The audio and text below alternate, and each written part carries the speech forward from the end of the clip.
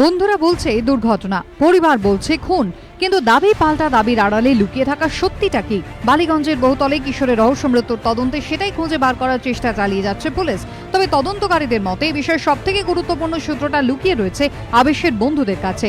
একই বক্তব্য পরিবারেরও। বাচ্চাদেরকে এখনো প্রশ্ন করা হয়নি, যারা সবাই সেদিন ছিল। মার্ডার কেসই ফাইল করছি, মার্ডার কেস হিসেবেই তদন্ত করা হচ্ছে এটার। কিন্তু এতক্ষণেও কি বাকি বাচ্চাদের সবার ইন্টারোগেশন করা গেল না? পুলিশ সূত্রে দাবি, আবেশের মোবাইলে হোয়াটসঅ্যাপ মেসেজ পরীক্ষা করে জানা গিয়েছে সম্প্রতি এক বন্ধুর সঙ্গে তার মনোমালিন্য হয়েছিল। এই বন্ধু সেদিন পার্টিতে হাজির ছিল। তবে আবেশের মৃত্যুর পেছনে এই মনোমালিন্যের কোনো সম্পর্ক আছে কিনা তা এখনো জানতে পারেনি পুলিশ। এই প্রেক্ষিতে আবেশের পরিবার প্রশ্ন তুলেছে, আবেশের মতো তার বাকি বন্ধুদের ফোনও পরীক্ষা করা হচ্ছে না কেন? প্রত্যেকের ফোন নেওয়া উচিত, কারণ ওরা স্ন্যাপচ্যাট, হোয়াটসঅ্যাপ, ইনস্টাগ্রাম, ফেসবুক, এই 4টে মিডিয়া খুব ব্যবহার করে।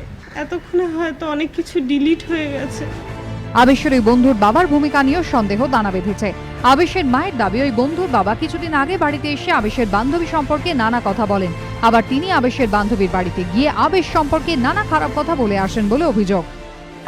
বাবা আমার বাড়িতে আসেন, আমাকে বলেন আপনি কি জানেন একটা মেয়ের সাথে আলাপ হয়েছে? বললাম হ্যাঁ, সে তো আপনার ছেলেরই বন্ধু। বললো হ্যাঁ, মেয়েটি খুব খারাপ, মেয়েটির অনেক বয়ফ্রেন্ড আছে। আমার মাকে ফোন করে ওই বন্ধুটির বাবা, তারপরে বলে যে আবেশ ছেলেটি ভালো না, আবেশের বাজে হিস্ট্রি আছে, আবেশ ছেলেটি বাজে, এই সেই, আবেশের সাথে মিশতে দেওয়া ঠিক না। আবেশের মর্মান্তিক পরিণতির সঙ্গে এই ঘটনারও কি কোনো যোগ রয়েছে? সব দিকই খতিয়ে দেখছে পুলিশ। পার্থপ্রতিম ঘোষের রিপোর্ট, এবিপি আনন্দ, কলকাতা।